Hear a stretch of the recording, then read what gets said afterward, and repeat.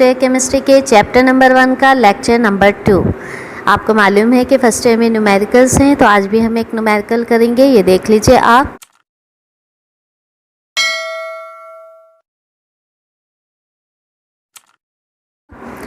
Question देखिए, calculate the number of moles in 2400 gram of carbon dioxide.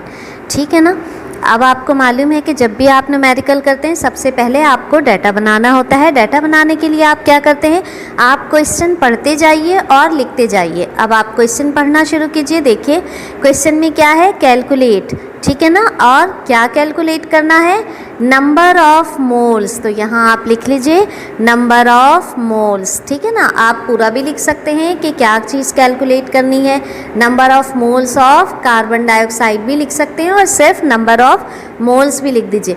यानी आपको calculate करना है नंबर ऑफ मोल्स, इसलिए यहाँ पर आप क्वेश्चन मार्क डाल दीजिए क्योंकि ये आपके क्वेश्चन में अननोन है।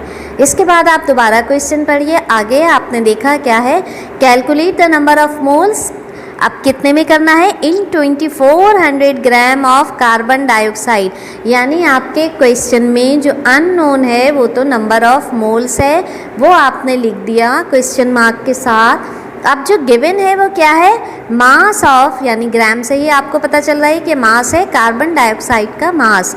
तो यहाँ आप इसी तरह हेडिंग लगाइए डाटा में, मास ऑफ कार्बन डाइऑक्साइड कितना है। क्वेश्चन में देखिए 2400 ग्राम, तो यहाँ भी आपको क्या लिखना होगा, 2400 ग्राम, ठीक है ना। और यूनिट लिखना डाटा में बहुत ज़रूरी है। अगर आप यूनिट नहीं लिखेंगे तो आपके मार्क्स कटेंगे, ठीक है। अब आपको मालूम है कि यहाँ आपसे कहा गया है कि कैलकुलेट कीजिए नंबर ऑफ मोल्स, तो अब आपको मोल का फॉर्मूला मालूम होना चाहिए, ठीक है। जब डाटा पूरा हो जाएगा तो उसके बाद आप सोल्यूशन लिखेंगे, फिर फार्मूला लिखिए। फार्मूले में क्या है, नंबर ऑफ मोल्स का फार्मूला क्या होता है, यानी जिस किसी भी सब्सटेंस के नंबर ऑफ मोल्स कैलकुलेट करने होते हैं, हम उस सब्सटेंस का मास लेते हैं, यानी मास ऑफ सब्सटेंस, और डिवाइडेड बाय क्या हो सकता है, एटॉमिक मास।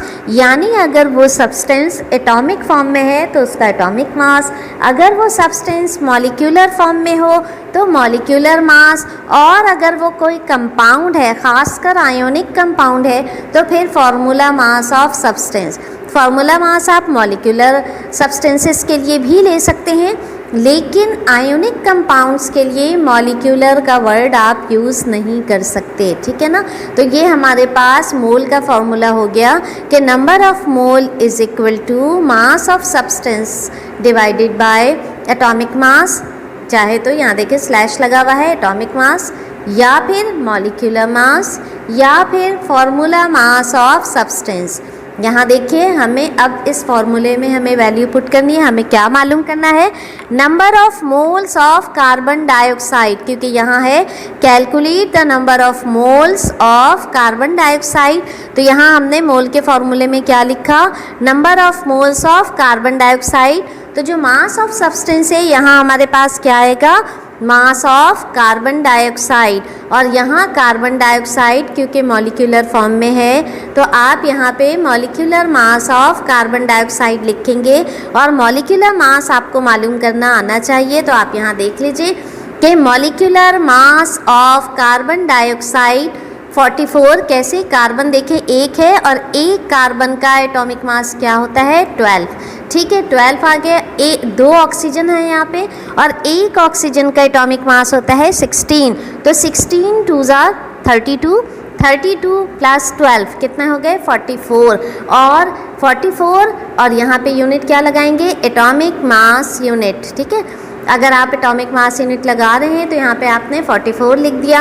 अब आप 2400 को अगर 44 से डिवाइड करेंगे तो आंसर आ रहा है 54.54, यानी number of moles of carbon dioxide कितने आ गए, 54.54 ग्राम मोल।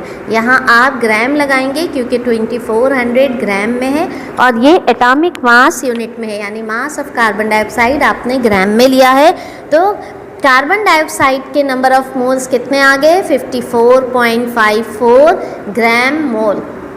इसको इनबॉक्स ज़रूर कीजिएगा। जब भी आपका फाइनल आंसर आ जाए तो आप इसको इनबॉक्स करके यहाँ आंसर भी ज़रूर लिखिए।